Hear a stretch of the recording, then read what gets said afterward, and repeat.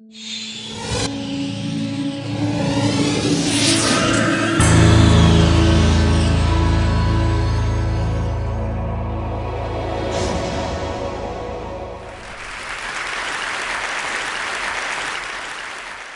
bet you're worried. I was worried. That's why I began this piece. I was worried about vaginas. I was worried what we think about vaginas, and even more worried that we don't think about them. I was worried about my own vagina. It needed a context, a culture, a community of other vaginas. There is so much darkness and secrecy surrounding them, like the Bermuda Triangle. Nobody ever reports back from there. In the first place, it's not so easy to even find your vagina. Women go days, weeks, months without looking at it. I interviewed a high-powered businesswoman. She told me she didn't have time. Looking at your vagina, she said, is a full day's work. You've got to get down there, on your back, in front of a mirror, full length preferred. You've got to get in the perfect position with the perfect light, which then becomes shadowed by the angle you're at. You're twisting your head up, arching your back. It's exhausting. She was busy. She didn't have time. So I decided to talk to women about their vaginas. They began as casual vagina interviews, and they turned into vagina monologues. I talked with over 200 women. I talked to older women, younger women, married women, lesbians, single women. I talked to corporate professionals, college professors, actors, sex workers. I talked to African American women, Asian American women, Native American women, Caucasian women, Jewish women. Okay. At first, women were a little shy, little reluctant to talk. Once they got going, you couldn't stop them. Women love to talk about their vaginas. They do. Mainly because no one's ever asked them before. Let's just start with the word vagina. Vagina. Vagina. It sounds like an infection at best. Maybe a medical instrument. Hurry, nurse, bring the vagina. Vagina, vagina, vagina. It doesn't matter how many times you say the word, it never sounds like a word you want to say. It's a completely ridiculous, totally unsexy word. If you use it during sex, trying to be politically correct, darling, would you stroke my vagina? You kill the act right there. I'm worried what we call them and don't call them. In Great Neck, New York, they call it a pussycat. A woman told me there her mother used to tell her, don't wear panties underneath your pajamas. You need to air out your pussycat. In Westchester, they call it a pookie. In New Jersey, a twout. There's powder box, derriere, a pookie, a poochie, a poopy, a poopaloo, a pooninana, a patty pachechki, a pal, and a peach. There's toady, dee-dee, nishi, dignity, coochie snorcher, cooter, labby, Gladys Siegelman, va, wee-wee, horsespot, nappy dugout, mongo, ghoulie, powder box, a Mimi in Miami, a split knish in Philadelphia, and a Schmendy in the Bronx. I am worried about vaginas. This is how the Vagina Monologues begins. But it really didn't begin there. It began with a conversation with a woman. We were having a conversation about menopause, and we got onto the subject of her vagina, which you'll do if you're talking about menopause. And she said things that really shocked me about her vagina, that it was dried up and finished and dead, and I was kind of shocked. And so I said to a friend casually, well, what do you think about your vagina? And that woman said something more amazing, and then the next woman said something more amazing, and before I knew it, every woman was telling me I had to talk to somebody about their vagina because they had an amazing story, and I was sucked down the vagina trail. And I really haven't gotten off of it. I think if you had told me when I was younger that I was going to grow up in being shoe stores and people were going to scream out, there she is, the vagina lady, I don't know that that would have been my life ambition. But I want to talk a little bit about happiness and the relationship to this whole vagina journey, because it has been an extraordinary journey that began 8 years ago. I think before I did the Vagina Monologues, I didn't really believe in happiness. I thought that only idiots were happy, to be honest. I remember when I started practicing Buddhism 14 years ago, and I was told at the end of this practice was to be about happy. I said, how could you be happy and live in this world of suffering and live in this world of pain? I mistook happiness for a lot of other things like numbness or decadence or selfishness. And what happened through the course of the Vagina Monologues and this journey is I think, have come to understand a little bit more about happiness. There are three qualities I want to talk about. One is seeing what's right in front of you and talking about it and stating it. I think what I learned from talking about the vagina and speaking about the vagina is it was the most obvious thing. It was right in the center of my body and in the center of the world, and yet it was the one thing nobody talked about. The second thing is that what talking about the vagina did is it opened this door which allowed me to see that there was a way to serve the world to make it better. And that's where the deepest happiness has actually come from. And the third principle of happiness, which I've realized recently, 8 years ago, this momentum and this energy, this V wave started. And I can only describe it as a V wave because, to be honest, I really don't understand it completely. I feel at the service of it. But this wave started. And if I question the wave or try to stop the wave or look back at the wave, I often have the experience of whiplash or the potential of my neck breaking. But if I go with the wave and I trust the wave and I move with the wave, I go to the next place and it happens logically and organically and truthfully. And I started this piece particularly with stories and narratives. And I was talking to one woman and that led to another woman and that led to another woman. And then I wrote those stories down and I put them out in front of other people. And every single time I did the show at the beginning, women would literally line up after the show because they wanted to tell me their stories. And at first I thought, oh great, I'll hear about wonderful orgasms and great sex lives and how women love their vaginas. But in fact, that's not what women lined up to tell me. What women lined up to tell me was how they were raped and how they were battered, and how they were beaten, and how they were gang raped in parking lots, and how they were incested by their uncles. And I wanted to stop doing the vagina monologues because it felt too daunting. I felt like a war photographer who takes pictures of terrible events but doesn't intervene on their behalf. And so in 1997, I said, let's get women together, and what can we do with this information that all these women are being violated? And it turned out, after thinking and investigating, that I discovered, and the UN has actually said this recently, that 1 out of every 3 women on this planet will be beaten or raped in her lifetime. That's essentially a gender. That's essentially the resource of the planet, which is women. So in 1997, we got all these incredible women together, and we said, how can we use the play, this energy, to stop violence against women? And we put on one event in New York City in the theater, and all these great actors came, from Susan Sarandon to Glenn Close to Whoopi Goldberg. And we did one performance on one evening. And that catalyzed this wave, this energy. And within 5 years, this extraordinary thing began to happen. One woman took that energy and she said, I want to bring this wave, this energy to college campuses. And so she took the play and she said, let's use the play and have performances of the play once a year where we can raise money to stop violence against women in local communities all around the world. And in 1 year, it went to 50 colleges and then it expanded. And over the course of the last 6 years, it spread and it spread and it spread and it spread around the world. What I have learned is 2 things. One, that the epidemic of violence towards women is shocking, it's global, it is so profound and it is so devastating and it is so in every little pocket of every little crater of every little society that we don't even recognize it because it's become ordinary. This journey has taken me to Afghanistan, where I had the extraordinary honor and privilege to go into parts of Afghanistan under the Taliban. I was dressed in a burqa and I went in with an extraordinary group called the Revolutionary Association of the Women of Afghanistan. And I saw firsthand how women had been stripped of every single right that was possible to strip women of, from being educated, to being employed, to being actually allowed to eat ice cream. For those of you who don't know it, it was illegal to eat ice cream under the Taliban. And I actually saw and met women who had been flogged by being caught eating vanilla ice cream.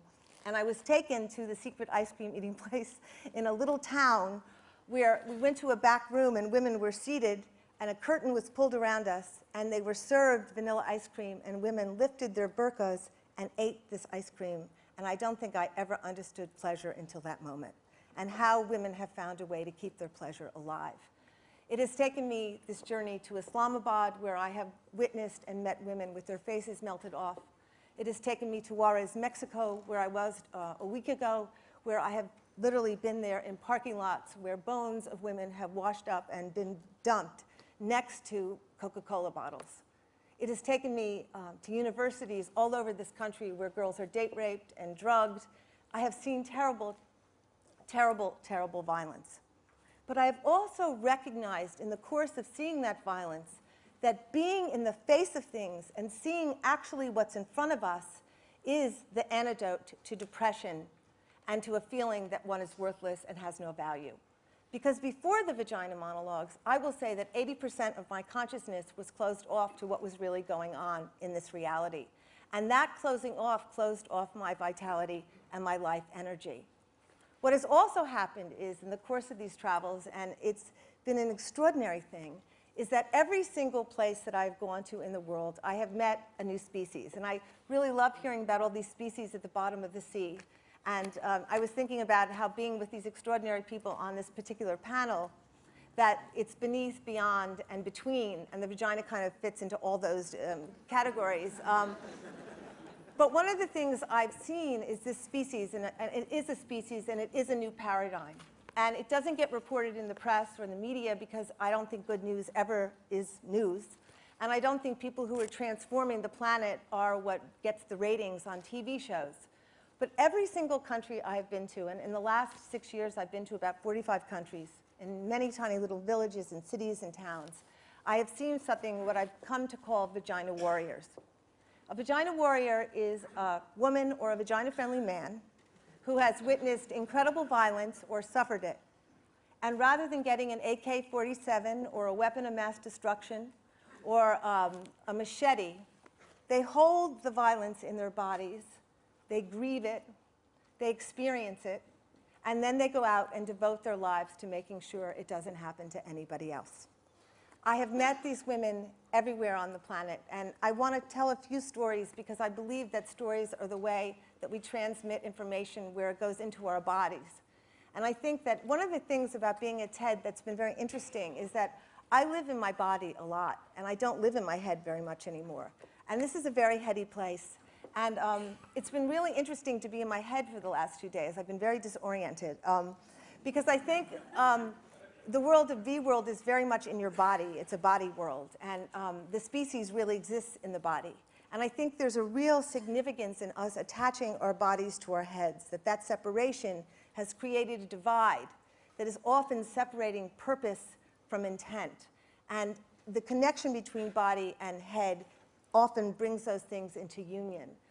I want to talk about 3 particular people that I've met, vagina warriors, who really transform my understanding of this whole principle and species. And one is a woman named Marcia Lopez. Marcia Lopez was a woman I met in Guatemala. She was 14 years old, and she was in a marriage, and her husband was beating her on a regular basis. And she couldn't get out because she was addicted to the relationship and she had no money. Her sister was younger than her, and she applied. We had a Stop Rape contest a few years ago in New York. And she applied hoping that she would become a finalist and she could bring her sister. She did become a finalist. She brought Marcia to New York. And at that time, we did this extraordinary V-Day at Madison Square Garden, where we sold out the entire testosterone-filled dome, 18,000 people standing up to say yes to vaginas, which was really a pretty incredible transformation. And she came and she witnessed this, and she decided that she would go back and leave her husband, and that she would bring V-Day to Guatemala. She was 21 years old. I went to Guatemala, and she had sold out the entire theater, the National Theater of Guatemala. And I watched her walk up on stage in her red short dress and high heels, and she stood there and she said, my name is Marcia.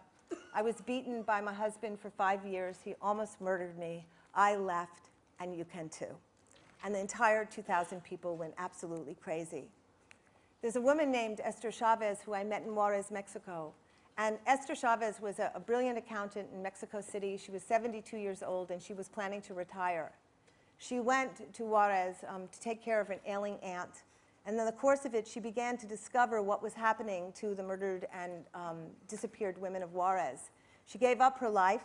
She moved to Juarez. She started to write the stories which documented the disappeared women.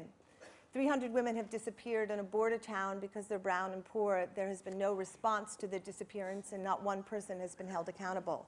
She began to document it. She opened a center called Casa Amiga. And in 6 years, she has literally brought this to the consciousness of the world. We were there a week ago when there were 7,000 people in the street, and it was truly a miracle. And as we walked through the streets, the people of Juarez, who normally don't even come into the streets because the streets are so dangerous, literally stood there and wept to see that other people from the world had showed up for that particular community. There's another woman named Agnes, and Agnes for me epitomizes what a vagina warrior is. I met her 3 years ago in Kenya, and Agnes was mutilated as a little girl. She was circumcised against her will when she was 10 years old. And she really made a decision that she didn't want this practice to continue anymore in her community. So when she got older, she created this incredible thing. It was like, it's a anatomical sculpture of a woman's body. It's half a woman's body. And she walked through the Rift Valley, and she had vagina and vagina replacement parts, where she would teach girls and parents and boys and girls what a healthy vagina looks like and what a mutilated vagina looks like. And in the course of her travel, she walked literally for 8 years through the Rift Valley, through dust, through sleeping on the ground, because the Maasais are nomads, and she would literally have to find them, and they would, move, and she would find them again. She saved 1,500 girls from being cut. And in that time, she created an alternative ritual which involved girls coming of age without the cut. When we met her 3 years ago, she said, well, we said, what could Vide do for you? And she said, well, if you got me a Jeep, I could get around a lot faster. So we bought her a Jeep. And in the year that she had the Jeep, she saved 4,500 girls from being cut. So then we said to her, Agnes, well, what else could we do for you? And she said, well, Eve, if you gave me some money, I could open a house and girls could run away and they could be saved. And I want to tell this little story about my own beginnings because it's very interrelated to happiness and Agnes. When I was a little girl and I grew up in a wealthy community. It was a upper middle class white community, and it had all the trappings and the looks of a perfectly nice, wonderful, great life. And everyone was supposed to be happy in that community. And in fact, my life was hell. I lived with an alcoholic father who beat me and molested me, and it was all inside that.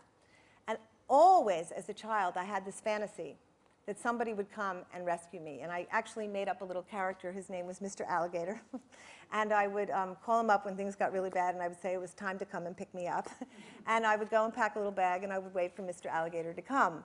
Now, Mr. Alligator never did come, but the idea of Mr. Alligator coming actually saved my sanity and made it okay for me to keep going, because I believed in the distance there would be someone coming to rescue me. Cut to 40-some-odd years later, we go to Kenya, and we're walking. We arrive at the opening of this house. And Agnes hadn't let me come to the house for days because they were preparing this whole ritual. And I want to tell you a great story. When Agnes first started fighting to stop female genital mutilation in her community, she had become an outcast, and she was exiled, and she was slandered, and the whole community turned against her. But being a vagina warrior, she kept going, and she kept committing herself to transforming consciousness. And in the Maasai community, goats and cows are the most valued possession. They're like the Mercedes-Benz of the Rift Valley. And she said 2 days before the house opened, 2 different people arrived to give her a goat each. And she said to me, I knew then that female genital mutilation would end one day in Africa. Anyway, we arrived, and when we arrived, there were hundreds of girls dressed in red, homemade dresses, which is the color of the Maasai and the color of V-Day. And they greeted us, and they had made up these songs that they were singing about the end of suffering and the end of mutilation, and they walked us down the path. And it was a gorgeous day in the African sun, and the dust was flying, and the girls were dancing, and there was this house. And it said, V-Day Safe House for the Girls. And it hit me in that moment that it had taken 47 years, but that Mr. Alligator had finally shown up. And he had shown up, obviously, in the form that it took me a long time to understand, which is that when we give in the world what we want the most, we heal the broken part inside each of us. And I feel in the last 8 years that this journey, this miraculous vagina journey, has taught me this really simple thing, which is that happiness exists in action, it exists in telling the truth and saying what your truth is, and it exists in giving away what you want the most. And I feel that knowledge and that journey has been an extraordinary privilege, and I feel really blessed to have been here today to communicate that to you. Thank you very much.